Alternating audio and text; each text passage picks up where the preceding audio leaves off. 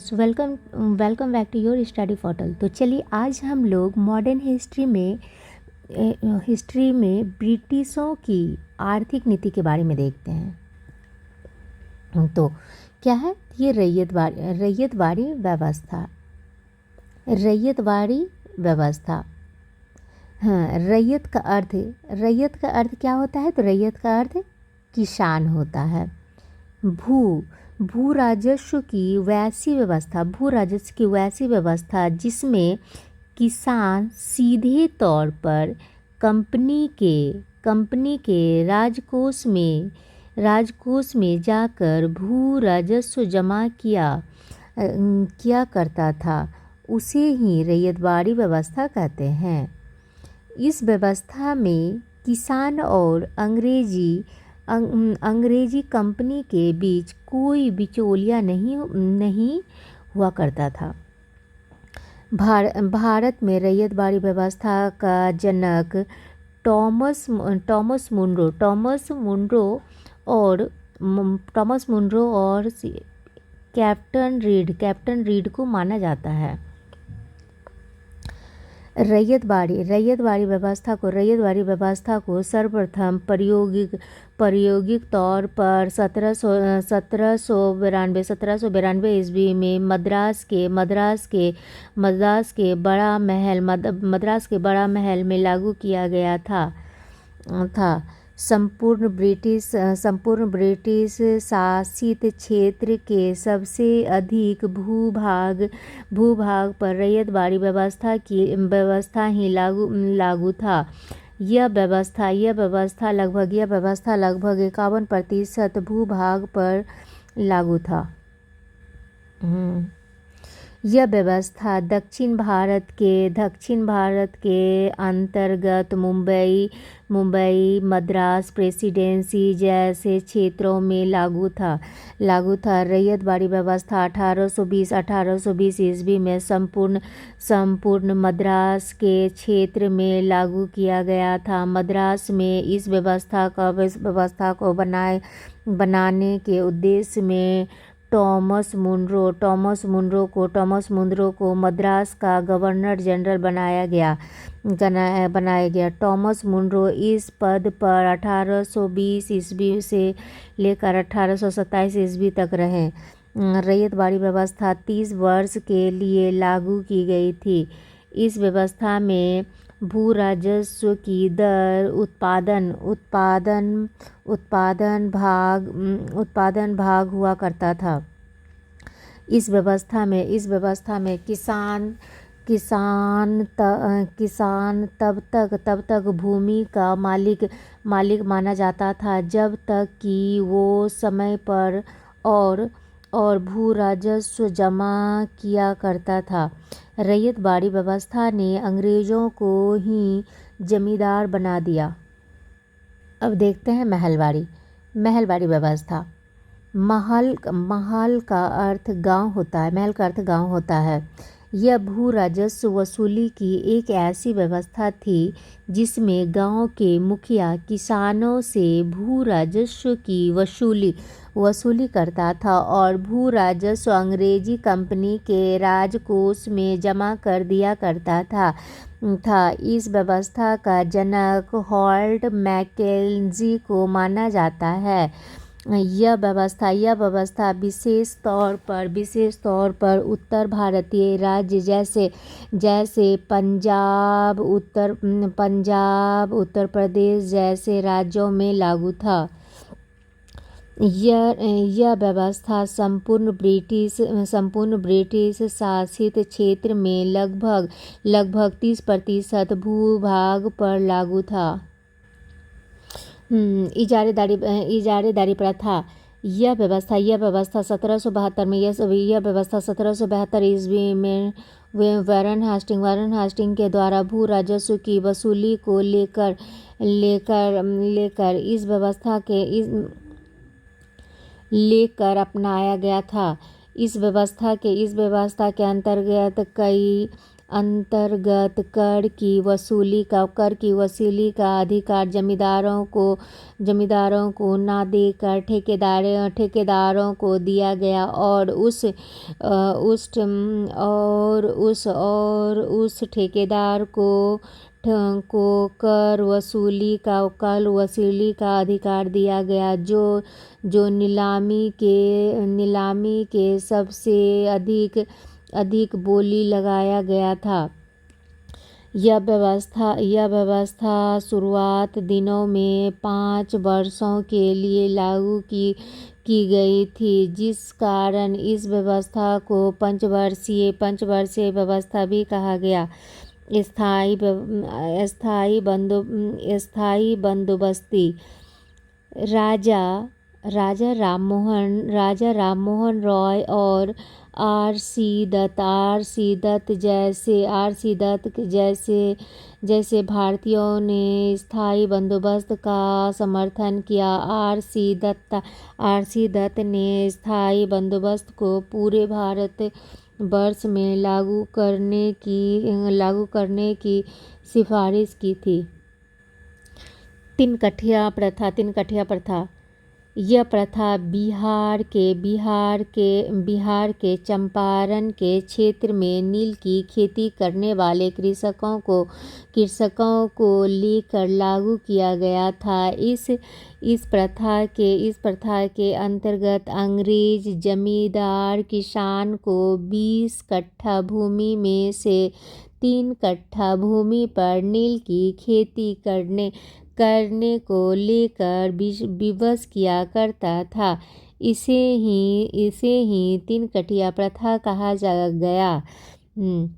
किसान नील की खेती नहीं करना चाहता था, क्योंकि नील की खेती करने से खेत की उर्वरा शक्ति समाप्त हो जाती है।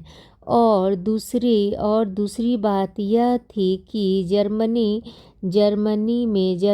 में आर्टिफिशियल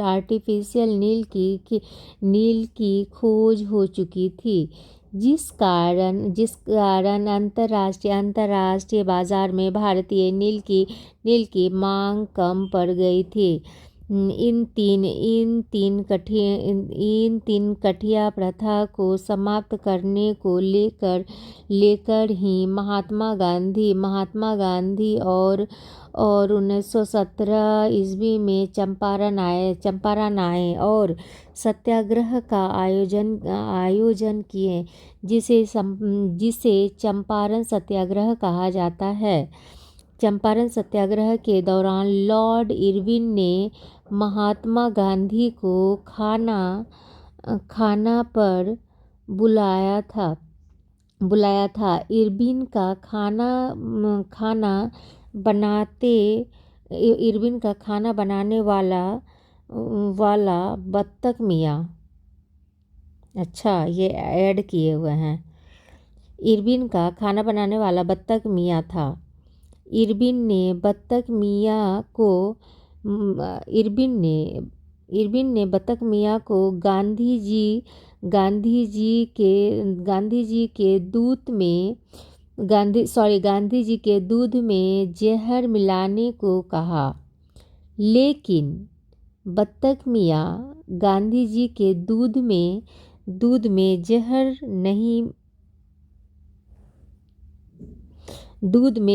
नहीं मिलाया। अर्थात चंपारण सत्याग्रह के दौरान बत्तख मियाँ ने गांधी की जान बचाई। चंपारण सत्याग्रह के कारण ही तिनकठिया प्रथा का अंत हुआ। तिनकठिया प्रथा का अंत हुआ। यह गांधी जी के द्वारा भारत में किया गया प्रथम सत्याग्रह है, जो सफल रहा। इस सत्याग्रह की सफलता पर ही रविंद्रनाथ टैगोर ने गांधी को महात्मा की उपाधि प्रदान की और गांधी ने गांधी ने रविंद्रनाथ टैगोर को गुरुदेव की उपाधि प्रदान की।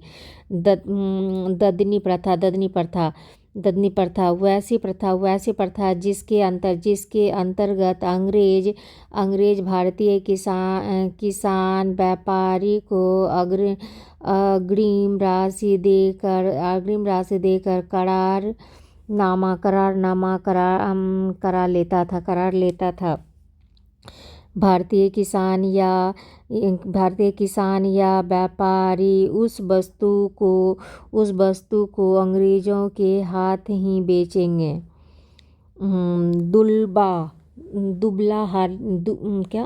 दुबला हाली प्रथा ये क्या है? दुबला हाली प्रथा यह प्रथा मुख्यतः पश्चिमी भारत में सूरत के क्षेत्र में लागू था। इस प्रथा का संबंध बंधुआ मजदूर से रहा है। इस प्रथा के अंतर्गत कृषक दास या गुलाम अपना संपत्ति का मालिक अपने मालिक को ही मानता था। नोट भारत की संसद ने 1976 ईस्वी में अधिनियम पारित कर बंधुआ मजदूर को समाप्त किया। 30% पे क्या था? तो महलबारी व्यवस्था था। ये हो गया अस्थाई बंदोबस्त था। और उसके बाद ये हो गया रैयतवाड़ी 51% पे। अंग्रेजों ने भारत में शासन करते हुए रेलवे का विकास, उद्योग का विकास, शिक्षा का विकास, प्रेस का विकास किया। लेकिन ध्यान रहे कि अंग्रेज अपने मन मुताबिक भारत में विभिन्न क्षेत्रों में विकास किया। भारत में रेलवे के विकास को लेकर विभिन्न विद्वानों की निम्न टिप्पणी है। तो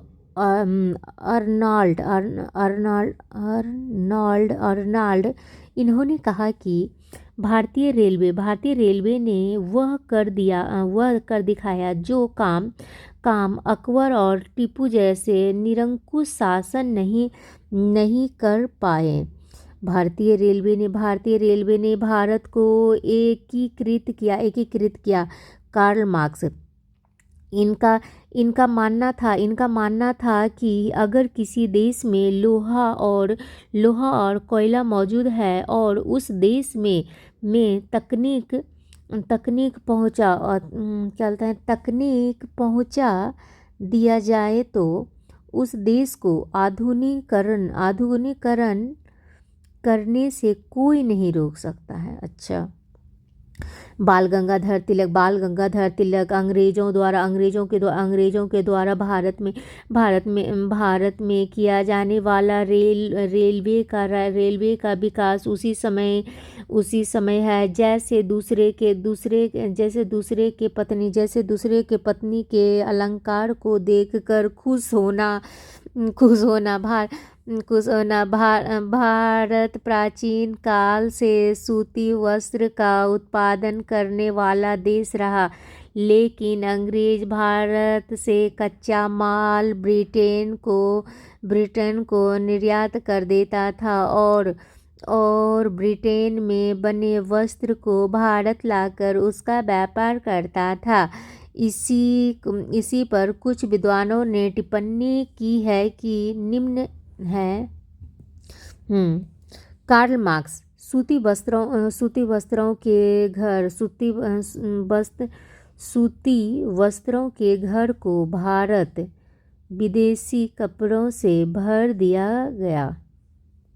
कार्ल मार्क्स बोलते हैं कि सूती वस्त्रों के घर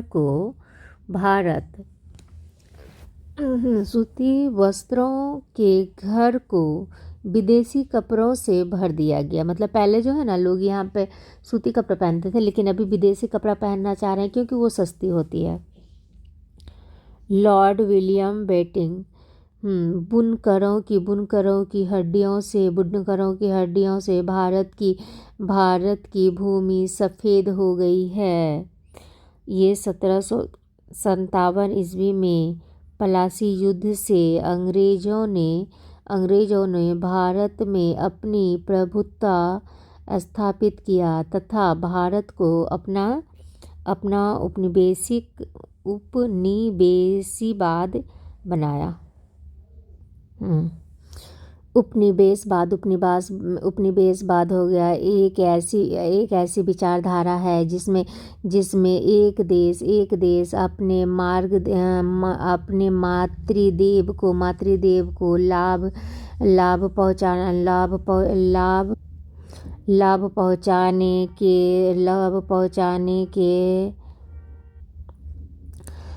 पहुंचाने के लिए दूसरे देश पर अपना नियंत्रण स्थापित कर उस देश का आर्थिक शोषण और उत्पीड़न करता है। ब्रिटेन उपनिवेशवाद के कुल तीन चरण हैं, जिसमें उपनिवेशवाद का प्रथम चरण वाणिज्यिक पूंजीवाद कहलाता है, जो कि 1757 से लेकर 1813 ईस्वी के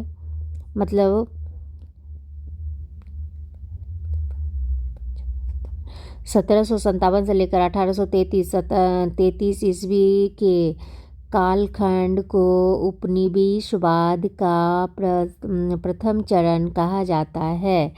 उपनिवेशवाद का द्वितीय चरण औपनिवेशिक पूंजीवाद कहलाता है, जो कि 1813 से लेकर 1858 ईस्वी का कालखंड उपनिवेशवाद का द्वितीय चरण कहलाता है।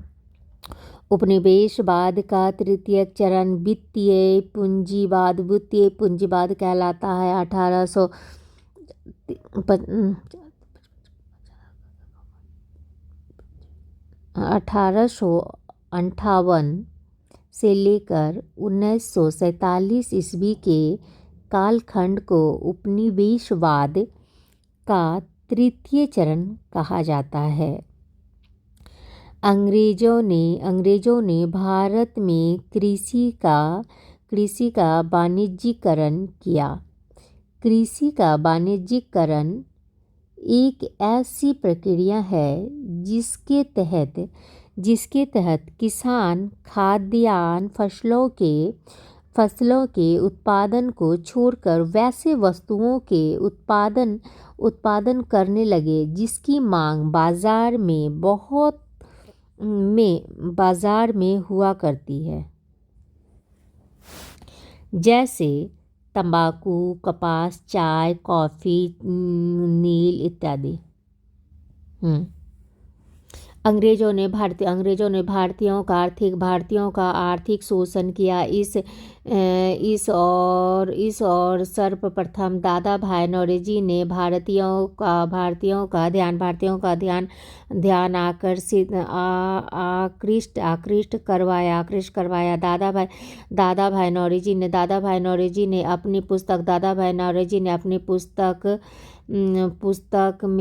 पुस्तक में धन के निष्कासन का सिद्धांत अर्थात